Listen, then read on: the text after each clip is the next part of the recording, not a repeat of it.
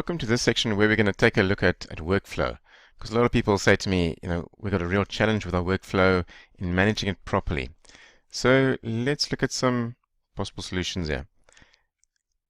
Firstly, if we don't get this sorted properly, what's the problem? Well, we're in a situation where our workflow is out of control. We don't know exactly what's going on. It's just being busy, but things aren't flowing like they should. It means the team is working in silos, and ultimately this does lead to low profitability and inefficiency. And this leads to really being busy, and the practice being unscalable to a large extent. So when we get this right, what happens then is that we get into control. Plus, you know exactly what's going on in the practice, and not just you, but the whole team. The team is working together, collaborating much more, and through this process, you obtain much more leverage. And that does lead to it becoming more efficient and profitable, which means we get closer to this place where the practice is ready to scale as we're busy building this machine. So just take 5 seconds, think to yourself, why is this important to me? 5 seconds, just jot that down. Getting this right. What is your why? Okay, let's move on. So 3 key concepts here. Number 1, as with any other projects, we want a dedicated workflow manager, a dedicated champion, a project manager for this. That's a very important key because we ultimately want one person responsible for this as a project. And that's the person we can hold accountable to it. That's the person who knows that they're in charge. Number 2, really useful to have software that can help you with this. There's lots of bits of software, and I'll go through that shortly, but this is obviously a massive key element.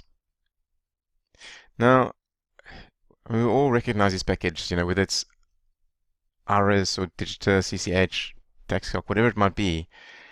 They all have some element of workflow in them, but I suspect that, at the end of the day, workflow isn't necessarily their specialism, and it may not quite necessarily give you what you're looking for. So, therefore, we've got to go and look at what are these specialist workflow providers. And there's a few packages. Well, actually, if you go and type into Google workflow software, you're going to come up probably with hundreds. But there's a few that I would recommend at the time of making this video. And again, this could change at any time. But mTrio is one that is, at this moment in time, one of my favorites. So I'd highly recommend that you have a look at this one. It's designed specifically around workflow management, automating. There's a lot of things that it'll help you with. Another one to take a look at is Glide at whatsglide.com. Again, Glide has been around for longer than mTrio, but potentially because mTrio has been on the market for a shorter time, the mTrio people are more open to making changes and making sure that you are happy. Glide has been around for longer. Customer service may dwindle a little as people are on the market for longer and longer. Logical Office is another one that's been around for a long time. The whole workflow manager or process has really come out not that long ago, only been launched fairly recently, this element of it. So again, have a look at it. It may fit the bill for you. But those 3 are my top 3 recommendations at this time when I'm making this video, yeah? Now, there are others out there. Again, it's up to your own research to decide where you're going to go. And I'm sure there's more than what you see on the slide there. But just as a quick one, some comparisons between the 3 that I mentioned. And again, these little X's may change over time. So do an exercise for yourself as part of your own research to go and verify, look what they actually have. But those are some comparisons there. Then that brings us to the implementation of this as a project.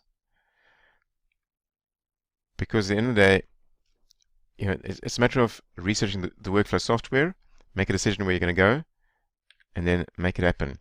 So to implement any project, we want to write down our project plan in this kind of format where what are we going to do, who's going to do which step, and when they're going to do it.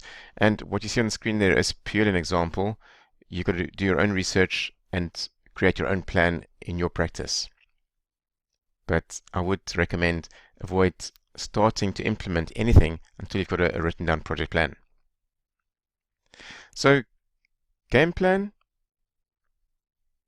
Watch his videos as you've just done.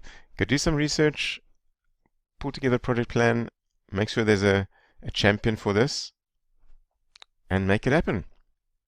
But I suspect that once you have the right workflow software in place, it'll make a massive difference for you in managing this.